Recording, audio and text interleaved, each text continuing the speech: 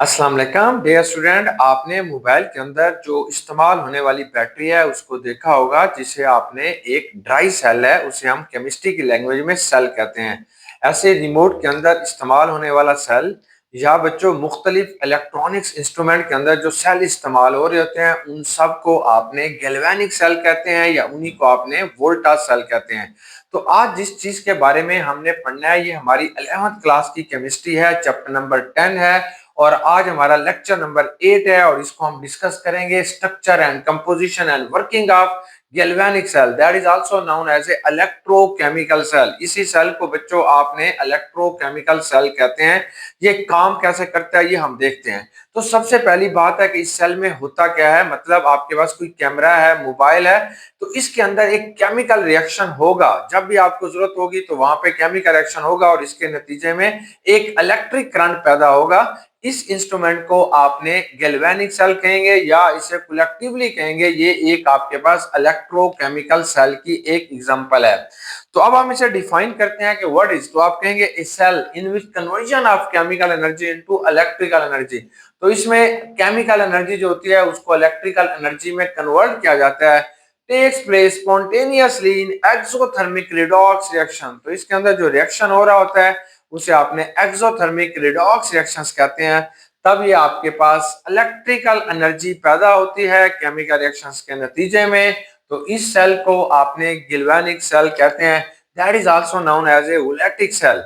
तो voltaic cell इसे क्यों कहते हैं, क्योंकि सबसे पहले इसे वोल्टा ने बनाया था। वोल्टा वो अजीम साइंटिस्ट था, इसने पहली दफा हमें बिजली के बारे में बताया, जिसने हमारे शहरों को, हमारी गलियों को, हमारे मोहल्ले और घरों को रोशन किया।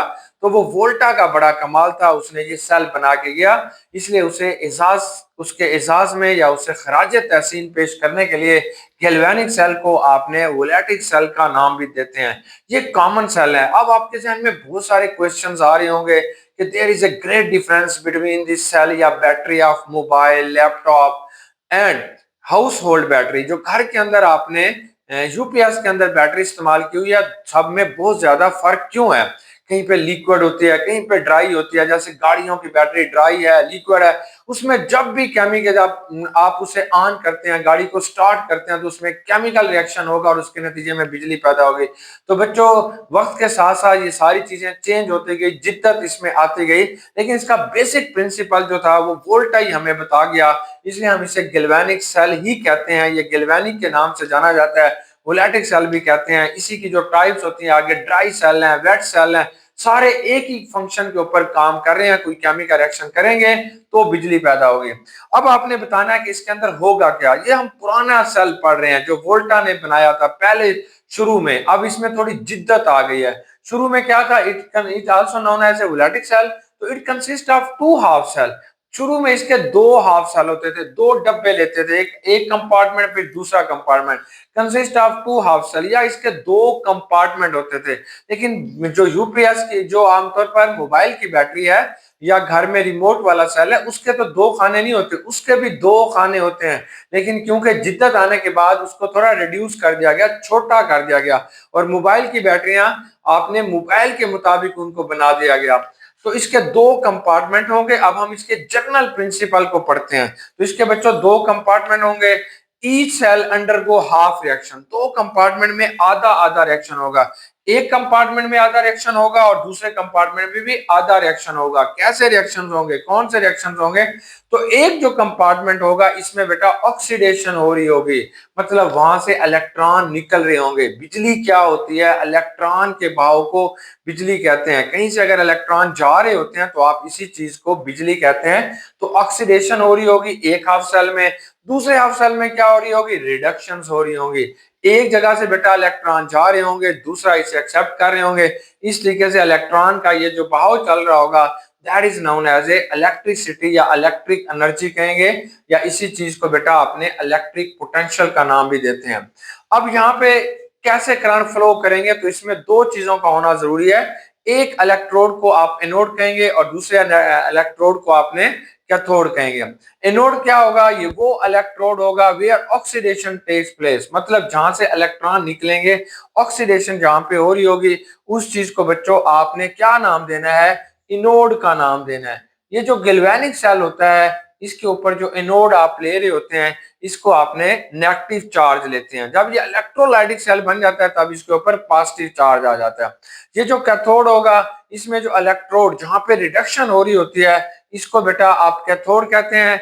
गैल्वेनिक सेल के अंदर ये कैथोड जो होगा इसको आपने पॉजिटिव ले रहे होते हैं, ये पॉजिटिव टर्मिनल होगा जब आपने शुरू में इसे यूज किया था। तो अब इसमें क्या होगा, इसमें spontaneous transfer of electron takes place. खुद ब खुद इलेक्ट्रॉन जो होते हैं वो एनोड से कैथोड की तरफ जो होते हैं वो खुद ब खुद बेटा मूवमेंट कर रहे होते हैं। तो that is also known as a Daniell cell और ड्राई सेल, या इसे ड्राई सेल कहते हैं। अब आपने यहाँ पे एक स्ट्रक्चर हमने बनाई हुई है, ये दो आपने जब भी कोई बैटरी आप बनाते हैं तो उसमें दो इलेक्ट्रोड लेते हैं। किसी एक इलेक्ट्रोड पे ऑक्सीडेशन होगी मतलब वो इलेक्ट्रॉन देगा, और दूसरे इलेक्ट्रोड पे बेटा रिडक्शन होगी मतलब वो इलेक्ट्रॉन लेगा। अब इस केस के अंदर आपने जो दो इलेक्ट्रोड बनाए हुए हैं, एक आपके पास जिंक का रॉड है, ये जिंक का रॉड है, ये जिंक है। अब ये जिंक का एक मेटल रॉड है, या जिंक का बेटा ये आपके पास क्या होगा, एक इलेक्ट्रोड है जिसे आपने यहाँ पे क्या किया हुआ है, डीप किया हुआ है। हम बिजली के बारे में पढ़ रहे थे तो लाइट ही चलेगी। चलें, ये जो आपके पास हमारा सेल है इसे हम कहते हैं left hand side. Left hand side में आपने क्या किया कि जिंक के एक रॉड को जिंक के बने हुए सोल्यूशन के अंदर डीप किया हुआ है। ये जो आपके पास जिंक है यहाँ पे जिंक सल्फेट का एक्वस सोल्यूशन लिया गया है, यानी जिंक सल्फेट को पानी के अंदर हल करके इधर डाला गया और जिंक के एक रॉड को इसके अंदर क्या कर दिया गया है, डीप कर दिया गया है। और ये जो सोल्यूशन है इसके अंदर जो जिंक पाया जा रहा है वो जिंक आयन और सल्फेट की शक्ल में मूव कर रहा है। यहाँ पे जितना भी होगा वो जिंक आयन होंगे और यहाँ पे क्या होंगे बेटा, सल्फेट होंगे। ये जिंक आयन है और ये सल्फेट है, ये जिंक आयन है और ये सल्फेट आयन है, यहाँ पे मूव कर रहे हैं। अब होगा क्या कि जैसे ही, और ये वाला जो राइट हैंड साइड है, इस तरह वाला जो कंपार्टमेंट है इसे हम कहते हैं राइट हैंड साइड। तो राइट हैंड साइड पे आपने क्या किया हुआ है, ये कॉपर का एक इलेक्ट्रोड लिया हुआ है, यानी कॉपर की एक तार ली हुई है, कॉपर का एक रॉड लिया हुआ है। किसके अंदर डीप किया गया है, कॉपर सल्फेट में। कॉपर सल्फेट का जो सोल्यूशन होगा वो कॉपर आयन और सल्फेट आयन की शक्ल में पाया जा रहा है। ये वाला सारा ये कॉपर आयन है और सल्फेट आयन की शक्ल में पाया जा रहा है। अब क्या होगा, इसके साथ एक वोल्ट मीटर लगाया गया। वोल्ट मीटर क्या है, एक ऐसा इंस्ट्रूमेंट है जो आपको बताएगा कि इसके अंदर कितना करंट पैदा हो रहा है, कितना करंट आ रहा है, वो इसको बताएगा। अब यहाँ पे रिएक्शन क्या होगा, होगा ये बच्चों, ये जो जिंक होगा ये नीचे की तरफ मूव करेगा, नीचे आएगा, इसकी ऑक्सीडेशन होगी। ये जिंक जो है ये इलेक्ट्रॉन लूज करेगा। अब वो इलेक्ट्रॉन किधर जाएंगे, वो इधर से मूव करेंगे, वोल्ट मीटर में आएंगे। वोल्ट मीटर से वो इलेक्ट्रॉन बच्चों इधर इधर इधर इधर आना शुरू हो जाएगा। अब यहाँ पे जो रिएक्शन हो रहा है वो आपके पास दो हाफ सेल हैं, एक ये हाफ सेल है, एक दूसरा हाफ सेल है। तो इसमें किया क्या कि कॉपर आयन और कॉपर का जो हाफ सेल होता है इसको कनेक्ट किया गया। किससे किया गया, जिंक आयन और जिंक के साथ। मतलब ये कॉपर आयन है, इसे आप रिडक्शन के लिहाज से देख रहे हैं, ये कॉपर आयन और कॉपर। इस सेल को हम यूं लिखते होते हैं और इसको भी आपने यूं लिखना है, ये जिंक +2 है, एक छोटी सी लाइन लगानी है, ये जिंक है। इसका मतलब क्या हुआ कि ये सोल्यूशन के अंदर जिंक आयन की शक्ल में पाया जाता है और ये जिंक का रॉड है। तो इस तरीके से बेटा इन दोनों सेल्स को आपस में जब आप कनेक्ट करेंगे तो वोल्टेज बिटवीन दी सेल जो होती है वो शुरू हो जाएगी, और इस वोल्टेज को जिस चीज से आप मेजर करेंगे वो वोल्ट मीटर के साथ होगी। होगा क्या कि जिंक से इलेक्ट्रॉन तेजी से फ्लो करेंगे और कॉपर की तरफ आते जाएंगे।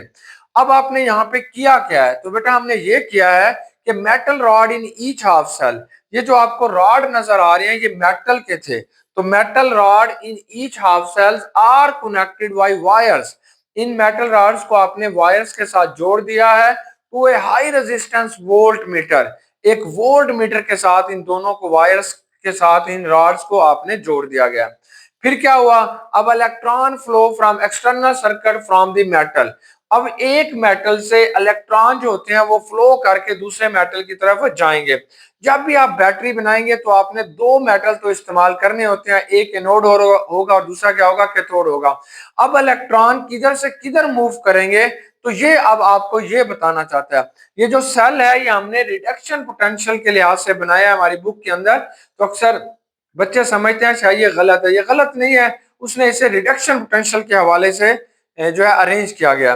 तो कहां से फ्लो होगा? इनमें से एक वो होगा विद मोर नेगेटिव, एक वो होगा जिसके ऊपर बेटा ज्यादा नेगेटिव होगा, या वो लेस पॉजिटिव होगा, एक लेस पॉजिटिव या मोर नेगेटिव होगा।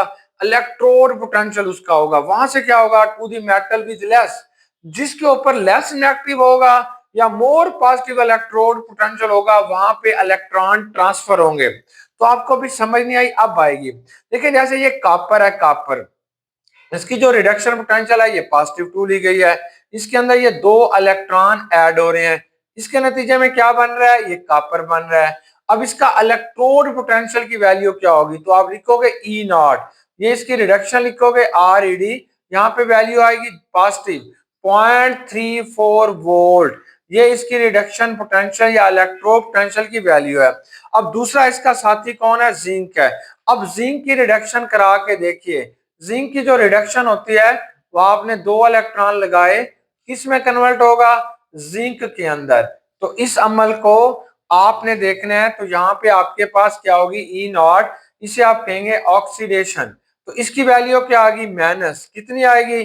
0.76 वोल्ट बच्चों इसका जो है ऑक्सीडेशन वो पोटेंशियल आ रहा होगा।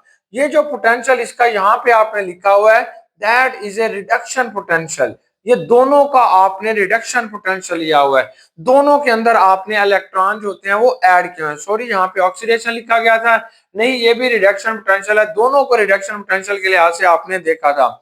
अब जब आप इसका इलेक्ट्रोड पोटेंशियल देखना चाहते हैं तो आपको यहाँ पे क्या बताया जा रहा है कि वो मेटल जिसकी इलेक्ट्रोड पोटेंशियल की वैल्यू नेगेटिव होगी, वहां से इलेक्ट्रॉन फ्लो करेंगे किसकी तरफ? जिसके अंदर इलेक्ट्रोड पोटेंशियल की वैल्यू पॉजिटिव होगी। ये जो जिंक है इसकी जो इलेक्ट्रोड पोटेंशियल की वैल्यू है ये नेगेटिव में आ रही है रिडक्शन के लिहाज से, इसलिए यहां से इलेक्ट्रॉन क्या करते हैं बेटा? फ्लो करते हैं और इधर आते हैं। अब ये हमें बताना चाहता है कि इस रिएक्शंस को हमारी बुक में जो लिखा गया है वो ऐसे लिखा हुआ है।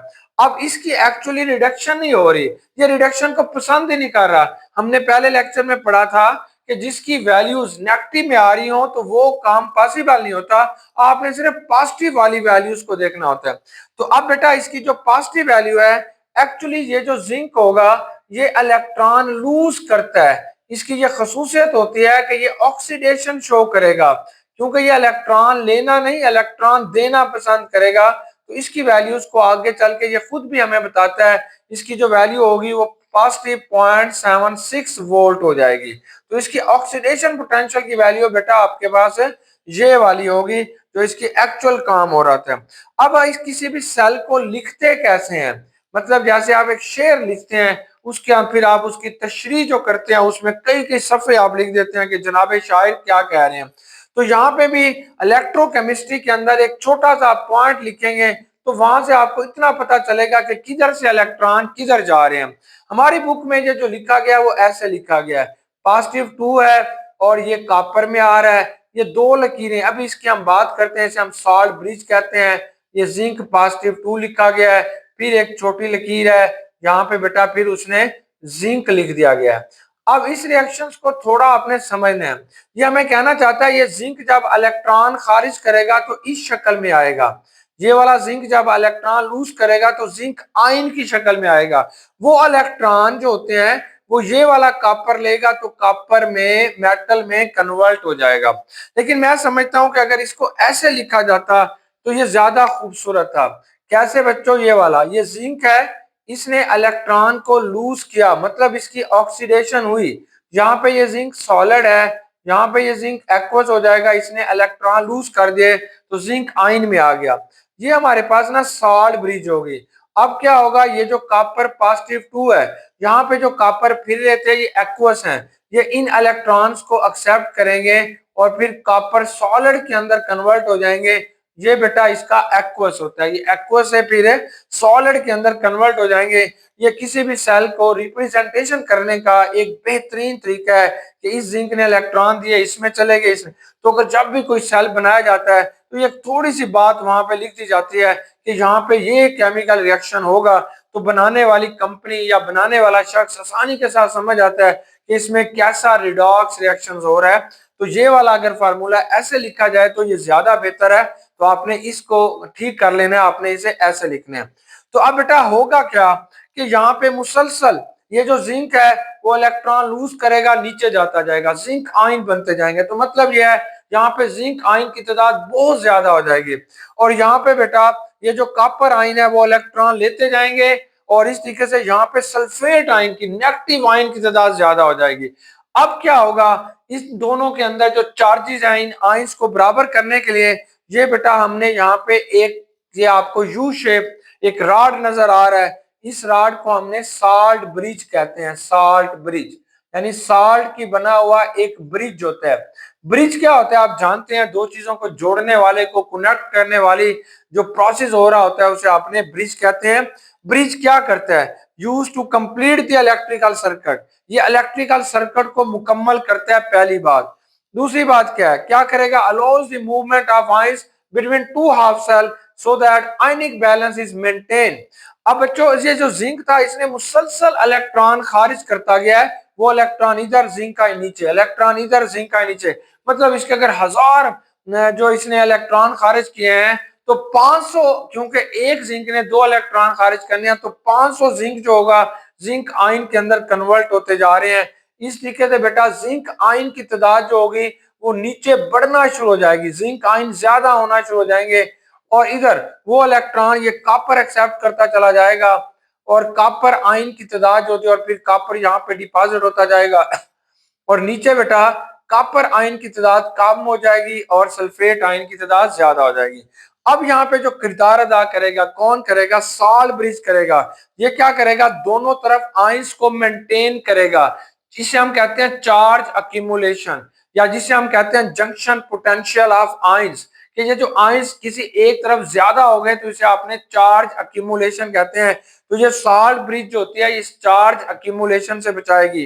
क्या करेगी, ये सल्फेट आयन को उठाएगी और इधर भेजेगी, इधर से सल्फेट आयन को उठाएगी इधर, तो इस तरीके से इसने राइट से सल्फेट आयन को ले लेके लेफ्ट की तरफ उनको मुंतकिल करती चली जाएगी, ताकि दोनों तरफ आयनिक बैलेंस रह जाए, दोनों तरफ आयन जो होते हैं वो बराबर रह जाए, उनकी तादाद बराबर रह जाए।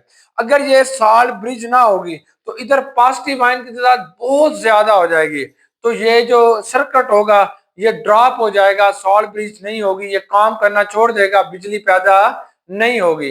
जैसे आमतौर पर आप जानते हैं जब ये आम बैटरी जो घरों के अंदर आम बैटरी होती है जिसे हम वेट बैटरी कहते हैं, उसको आप इस्तेमाल करते रहते हैं, कुछ अरसे के बाद उसको चार्ज करवाना होता है, क्योंकि उसके अंदर चार्ज अक्यूमुलेशन इतनी हो जाती है कि अब उसको आपने चार्ज करवाएंगे ताकि उसकी अक्यूमुलेशन खत्म हो, तो फिर वो प्रॉपर तरीके से काम करती है। शुरू में साल्ट ब्रिज तो उससे बड़ा बचाती है, लेकिन जब बहुत हद से ज्यादा ये प्रोसेस होना शुरू हो जाए तो फिर चार्ज अक्यूमुलेशन शुरू हो जाएगी। अब इसने क्या करना है, ये आपके पास एमसीक्यूज आएगा कि साल्ट ब्रिज क्या नहीं करती, तो salt bridge does not allow the movement of electron, तो साल्ट ब्रिज के अंदर कभी भी इलेक्ट्रॉन मूव नहीं करते। कौन मूव करते हैं, सिर्फ आयंस करते हैं। इलेक्ट्रॉन किधर मूव करेंगे, ये इस वायर के अंदर मूव करेंगे, यहाँ पे सिर्फ आयंस ने मूव करना है, यहाँ पे इलेक्ट्रॉन ने मूव नहीं करना, ये साल्ट ब्रिज के अंदर कुछ नहीं करेंगे। अब साल्ट ब्रिज बनी हुई कैसी है, ये बेटा हमारे पास एक यू शेप होती है made up of filter paper, या तो आमतौर पर एक पोरस चीज लेनी है जिसके अंदर छोटे छोटे सुराख होते हैं, जिसके उन सुराखों से निकल के वो सब्सटेंस अंदर जा सके। तो फिल्टर पेपर के अंदर भी छोटे छोटे सुराख होते हैं, अगर किसी चीज को फिल्टर किया जाए तो वो चीज उसमें से निकल के बाहर आ जाती है, तो इसके अंदर छोटे छोटे सुराख हैं, तो ये सल्फेट आयन को इधर भेजती रहेगी ताकि वो इधर आती जाए। तो हम फिल्टर पेपर को भी आप यहाँ पे यूज कर सकते हैं, या कोई भी इनर्ट पोरस मटेरियल, कोई भी ऐसा पोरस मटेरियल आपने यूज करना है जिसके अंदर छोटे छोटे सुराख हो और वो इनर्ट हो। इनर्ट का मतलब है वो रिएक्शन ना करे यहाँ पे जाके, और आमतौर पर या आपके पास किसी और चीज की बनी होगी तो इसमें salt in A salt saturated solution of KNO3, आपने इसके अंदर किसी भी सॉल्ट का सैचुरेटेड सॉल्यूशन जो है वो आपने ले लेना है, जो इसके अंदर बेटा आपने फिल करना है। ये जो साल्ट ब्रिज है इसके अंदर सिर्फ हमारी बुक में लिखा हुआ है सैचुरेटेड सॉल्यूशन ऑफ AgNO3 को आप फिल करते हैं। सिर्फ सिल्वर नाइट्रेट को आप नहीं फिल करते, और भी साल्ट आप यूज कर सकते हैं। कौन से साल्ट फिल कर सकते हैं? पोटेशियम क्लोराइड कर सकते हैं, सिल्वर नाइट्रेट कर सकते हैं, सोडियम सल्फेट कर सकते हैं, ये और साल्ट भी कर सकते हैं। तो ये आपने अपनी बुक पे एडिशन कर लेनी है कि ये भी कर सकते हैं। लेकिन यहाँ पे एक चीज आपने ख्याल रखना है कि must have the same ionic मोबाइलिटीज। जो भी आपने साल्ट यहाँ पे फिल करना है उसकी जो आयनिक मोबाइलिटीज होती है वो सेम होनी चाहिए। क्या मुराद? जी मुराद यह है कि दोनों जो स्पीड होगी, जो एक कंपार्टमेंट से दूसरे कंपार्टमेंट में जो भी साल्ट जाएगा उसकी स्पीड हमेशा बराबर होनी चाहिए। मतलब जो KCl है, ये जितनी स्पीड से नेगेटिव की तरफ जाएगा, क्लोराइड आयन जो होता है वो उतनी स्पीड से वो भी जाएगा पॉजिटिव कंपार्टमेंट की तरफ, या जिधर पॉजिटिव चार्ज ज्यादा होंगे उस तरफ ये मूव करेगा। दोनों की स्पीड तकरीबन बराबर होती है। ऐसे सिल्वर नाइट्रेट में सिल्वर और नाइट्रेट आयन दोनों की होती है, सोडियम और सोडियम सल्फेट आयन की दोनों की बराबर होती है। लेकिन कभी भी बेटा इन साल्ट ब्रिज में we can not use sodium chloride. या आपके पास MCQs आएगा, इंट्री टेस्ट में आएगा कि सोडियम क्लोराइड को साल्ट ब्रिज के अंदर क्यों इस्तेमाल नहीं करते, तो आप बताएंगे because they do not have same ionic mobilities. Sodium ion और क्लोराइड आयन की आयनिक मोबाइलिटी सेम नहीं है। मतलब जिस तरह भी जरूरत पड़ी है दोनों एक जैसा भाग के नहीं जाते, एक जरा ज्यादा रफ्तार से जाता है, एक जरा कम रफ्तार से। तो बताइए कौन ज्यादा रफ्तार से जाएगा? क्लोराइड आयन की रफ्तार तेज होती है, लेकिन सोडियम आयन की जो आयनिक मोबिलिटी है वो थोड़ी कम होती है। बैलेंस नहीं है, इसलिए बेटा हम इसे यूज नहीं करते। अब हमने अभी बताया कि हमारे पास ये जो गैल्वेनिक सेल था, इसके अंदर जो रिएक्शन हो रहा था वहां पे जिंक को हमने रिड्यूस कराया। तो वो बात हमें समझ आ गई कि इसका जो जवाब आ रहा है वो नेगेटिव में आ रहा है। ये जिंक है, अब इसका जो इलेक्ट्रोड पोटेंशियल की वैल्यू रिड्यूस हो रही है वो माइनस आ रही है, माइनस 0.76 वोल्ट आ रही है। इसका मतलब ये है क्योंकि ये वैल्यू नेगेटिव में आ रही है, और हमने ये पहले पढ़ लिया था कि इसकी वैल्यू पॉजिटिव में आनी चाहिए। मतलब इसकी जो वैल्यू होती है वो हमेशा स्टैंडर्ड हाइड्रोजन इलेक्ट्रोड से ज्यादा होनी चाहिए। ये जो नेगेटिव में वैल्यू आ रही होती है वो हमें जाहिर करती है कि ये प्रोसेस जिंक के अंदर नहीं हो सकता, ये फिजिबल नहीं है। तो हम कहेंगे जिंक आयन जो होता है can not be reduce easily, can not be reduce easily. Reduce का क्या मतलब होता है? रिड्यूस का मतलब यह है कि ये जिंक दो इलेक्ट्रॉन लेके जिंक में तब्दील होना पसंद नहीं करता, इसलिए ये रिड्यूस होना पसंद नहीं करेगा। क्या पसंद करेगा? ये ऑक्सीडाइज होना पसंद करेगा। ऑक्सीडाइज कैसे होगा? चले ऐसे, ये जिंक होगा, अब जिंक ने दो इलेक्ट्रॉन लॉस करने हैं तो ये जिंक आयन में होगा। अब जो बेटा इसका प्रोसेस होगा इसे हम कहेंगे ये इसका इलेक्ट्रोड पोटेंशियल जो है वो ऑक्सीडेशन हो रही है, और ये पॉजिटिव 0.76 वोल्ट इसका आपके पास जो होगा वो जवाब आएगा। और कॉपर की क्या होगी? कॉपर की यहाँ पे रिडक्शन होगी, और वो रिडक्शन को पसंद करता है, इसलिए उसकी जो वैल्यू आपके पास आ रही है वो बेटा E0 रिडक्शन आ रही है। वो रिडक्शन होगी, वो कितनी होगी? जमा 0.34 वोल्ट बेटा इसका आपके पास क्या होगा? जवाब आएगा। अब ओवरऑल रिएक्शंस को अगर आपने लिखना है तो कैसे लिखेंगे इस रिएक्शन को? ओवरऑल अगर बेटा इस रिएक्शंस को आप लिखना चाहते हैं तो कैसे लिखेंगे? यहां से भी लिख सकते हैं कि रिएक्टेंट और प्रोडक्ट में राइट और लेफ्ट में जो चीजें कॉमन होती हैं उसे काट दें, बाकी लिख दें। ओवरऑल रिएक्शन हम ऐसे लिखेंगे कि ये जो जिंक है इसके ऊपर कोई ऑक्सीडेशन स्टेट नहीं है, ये न्यूट्रल है। ये जो कॉपर है इसके ऊपर पॉजिटिव 2 ऑक्सीडेशन स्टेट है। इसका मतलब है जिंक ने इसे इलेक्ट्रॉन दिए, जब इसे देंगे तो क्या होगा? ये कॉपर जो होता है ये न्यूट्रल स्टेट के अंदर आ जाएगा, और ये जो जिंक होगा इसकी ऑक्सीडेशन स्टेट क्या हो जाएगी? पॉजिटिव 2 हो जाएगी। यहाँ पे जो जिंक है ये बच्चों सॉलिड है। ये जो कॉपर आपके पास है ये आपके पास किस स्टेट के अंदर पाया जा रहा है? एक्वस स्टेट के अंदर। इसने इलेक्ट्रॉन लिए तो ये सॉलिड में कन्वर्ट हो गया और ये एक्वस के अंदर आ गया। ये इलेक्ट्रोकेमिस्ट्री की लैंग्वेज है कि इस सेल के अंदर ये प्रोसेस कैसे हुआ। ओवरऑल इस सेल को आप कैसे लिखेंगे? ऐसे लिखेंगे बेटा कि ये जिंक है, ये आपके पास सॉलिड है, छोटी लकीर डालेंगे, ये जिंक पॉजिटिव 2 बनेगा, ये इसकी ऑक्सीडेशन हो गई है, और आप बताओगे ये एक्वस में आ गया है, ये दो लकीरें लगाएंगे, ये सॉल्ट ब्रिज बनेगा। और ये कॉपर, वो इलेक्ट्रॉन किसने लिए? कॉपर ने लिए, एक्वस में था, फिर क्या हुआ? तो ये सॉलिड के अंदर कन्वर्ट हो गया। ये इसकी ओवरऑल सेल रिप्रेजेंटेशन है। अगर सेल रिप्रेजेंटेशन को आप लिखोगे तो इसमें सारा कुछ आपको समझ आ जाएगा कि कौन इलेक्ट्रॉन लूज कर रहा है और कौन इलेक्ट्रॉन बेटा गेन कर रहा है। अब इसने एक छोटी सी और मिसाल भी लिखी है। अब और मिसाल के अंदर जब भी आपको सेल, अब आपके जहन में आ रहा होगा यहाँ पे तो सर जी आपने दो दो कंपार्टमेंट बना दिए, सॉल्ट ब्रिज लगा दी, ये लगा दिया, लेकिन जो मोबाइल की बैटरी होती है क्या उसमें भी सॉल्ट ब्रिज होती है? तो हाँ बेटा, उसमें भी सॉल्ट ब्रिज होती है। अब हमारे पास जिद्दत आ गई है। वो जो सॉल्ट ब्रिज होती है वो पोरस होती है, वहां पे अमोनियम क्लोराइड को हम ले रहे होते हैं और मैग्नीज डाइऑक्साइड को वहां पे सॉल्ट ब्रिज के तौर पर यूज करते हैं। वो पोरस होते हैं, दोनों दोनों हाफ सेल को आपस में मिलने नहीं देते। बाकी सारा फंक्शन यही है। आप जानते हैं जमाने के साथ साथ जिद्दत आती जा रही है, लोग इसके अंदर स्मार्टनेस लेके आ रहे हैं, इस चीज को बड़ी बड़ी बैटरियों की बजाय छोटी छोटी बैटरियों की तरफ जा रहे हैं, लेकिन उसमें प्रोसेस ज्यादा हो।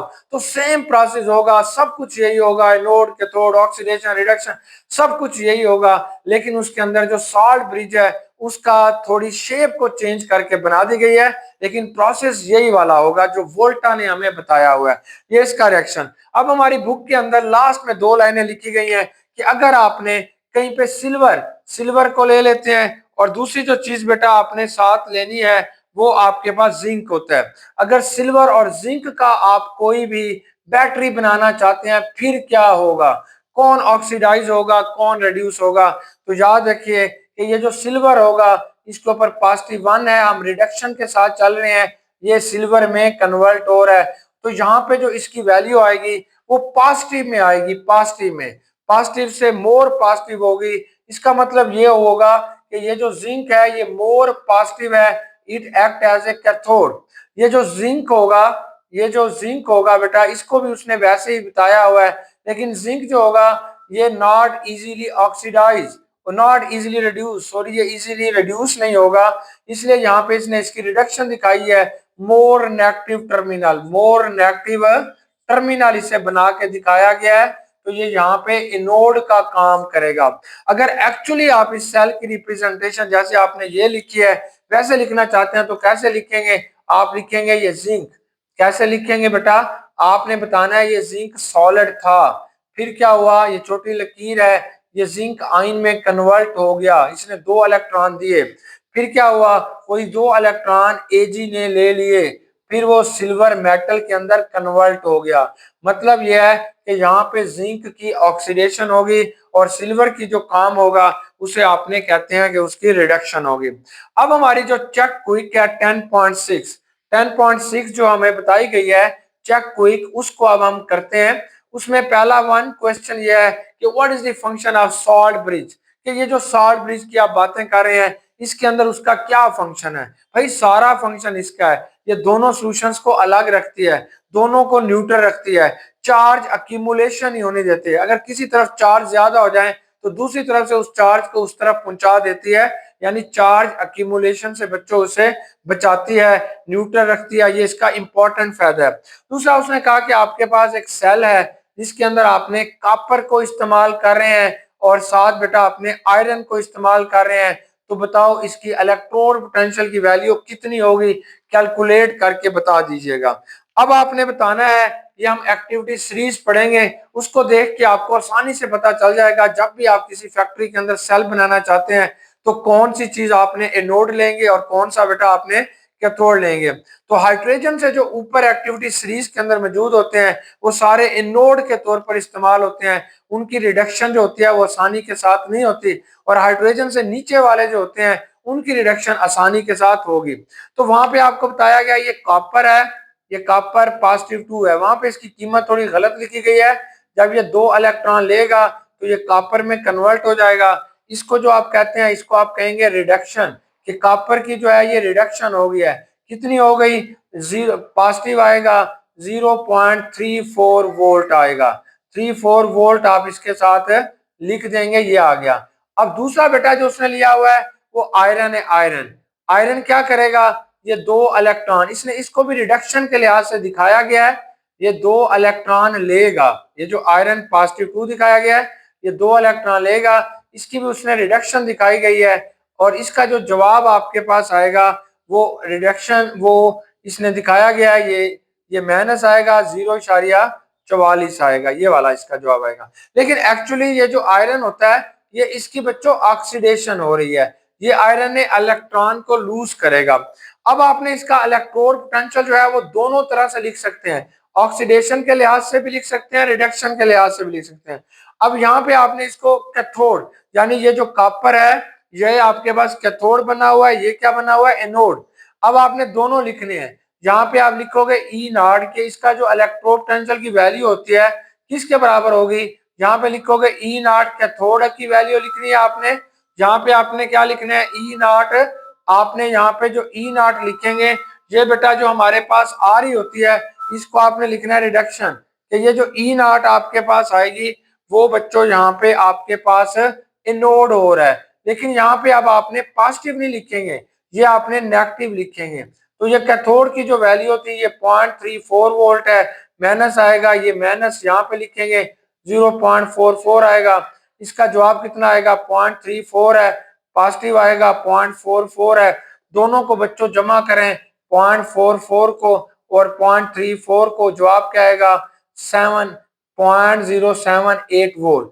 ये इस तरीके से इसका जवाब आएगा 0.78। आप इसको ऐसे भी कर सकते हैं, कैसे कि आप इसको ऑक्सीडेशन के लिहाज से भी इस सवाल को लिख सकते हैं, जो आपको सही समझ आएगा कि ये जो कॉपर है इसने ये 2 इलेक्ट्रॉन लिए, जब ये कॉपर 2 इलेक्ट्रॉन ले रहा है तो क्या हो गया, इसकी रिडक्शन हो गई। जो सही तरीके से आपको सही समझ आएगा वो यही है कि ई नॉट बराबर है 0.34 वोल्ट, ये इसका जवाब आ जाएगा। अब आयरन ने क्या किया, आयरन ने भाई ऑक्सीडेशन की, कैसे की, इसने 2 इलेक्ट्रॉन लूज किए, लूज, तो इसकी क्या हो गई, ऑक्सीडेशन। तो ऑक्सीडेशन के अंदर क्या होगा, ये जवाब -44 वोल्ट, ये पॉजिटिव में आ जाएगा। ओवरऑल इलेक्ट्रोड पोटेंशियल की वैल्यू क्या होगी, ई नॉट आएगी, और ये बेटा रिडक्शन की वैल्यू आएगी, प्लस ई नॉट क्या होगी, ये ऑक्सीडेशन की वैल्यू होगी। रिडक्शन की कितनी थी, 0.34 वोल्ट है, ऑक्सीडेशन की कितनी है, 0.44 वोल्ट है। जवाब कितना आएगा, 0.78 वोल्ट इसका सही जवाब आएगा। ये इसका एक्यूरेट जवाब आ जाएगा। अगर आप इसे इस लिहाज से लिखना चाहते हैं तो यहाँ पे पॉजिटिव डालेंगे, अगर इस लिहाज से लिखना चाहते हैं तो यहाँ पे नेगेटिव डालेंगे। उम्मीद है डियर स्टूडेंट आपको समझ आ गई होगी।